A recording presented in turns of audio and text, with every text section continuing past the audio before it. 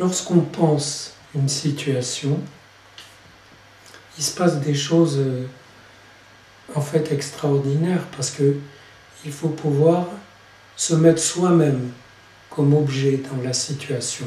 Penser objectivement, ce n'est pas penser les choses qu'on a devant soi, c'est aussi se mettre parmi ces choses qu'on a devant soi, se mettre comme sujet parmi ces objets. Et peut-être même se mettre à la place des éléments de la situation, des objets, et les faire parler comme si c'était des sujets. Mais en fait, ce qui nous empêche le plus d'avancer dans la pensée libre d'un événement, d'une situation, d'un acte, c'est la peur de la solitude. La peur de marcher presque dans le vide et de ne pas avoir certaines formules toutes faites, certaines représentations, certaines images, comme si elles étaient là pour nous rassurer. Sauf que quand elles nous rassurent, elles nous font oublier ce qui était en cours, qui était la recherche.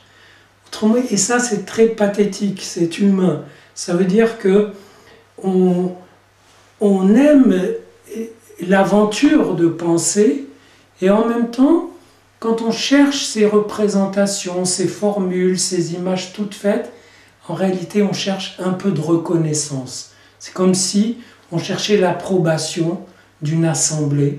Vous voyez, il disait, c'est bien ce que je dis, oui, oui, c'est bien. Et il met une étiquette, un concept, une formule, un cliché. Et on peut continuer. Sauf que, à force d'être couvert de clichés, d'étiquettes, on est aveuglé, on ne voit plus la suite et on voit en quelque sorte que ce qui s'oppose à cette quête de vérité qui est la nôtre, à cette quête de ce moment vrai et percutant, éclatant, où la chose se révèle, où on comprend ce qui s'est passé, où on a une illumination, ben ce qui s'y oppose, c'est justement les petits éclats d'images, de formules, de clichés, de représentations, de reconnaissance dont on a tous besoin un petit peu, un peu plus. Certains arrivent à ne pas en avoir besoin pendant tout un temps. Et ça, c'est les vrais chercheurs de vérité. C'est les vrais parce que non seulement ils sont vrais dans leur quête de vérité, mais ils savent que le plus précieux, même quand ils auront trouvé la chose qu'ils cherchent, que le plus précieux, ça ne sera pas les applaudissements, la reconnaissance. Parce que quand on lira leur bouquin, on va le lire de travers. On va dire combien de fois moi j'ai eu à votre livre, c'est vraiment formidable. Et on me dit tout le contraire de ce que j'ai écrit. Et je ne reconnais rien dans ce qu'on me dit comme compliment. Par exemple, là, j'ai répondu à cette polémique sur Freud et j'ai dit les choses très simplement comme elles me sont venues. Et on me dit, mais c'est du bon sens, c'est magnifique ce que vous avez dit. Or, ce n'est pas du tout du bon sens.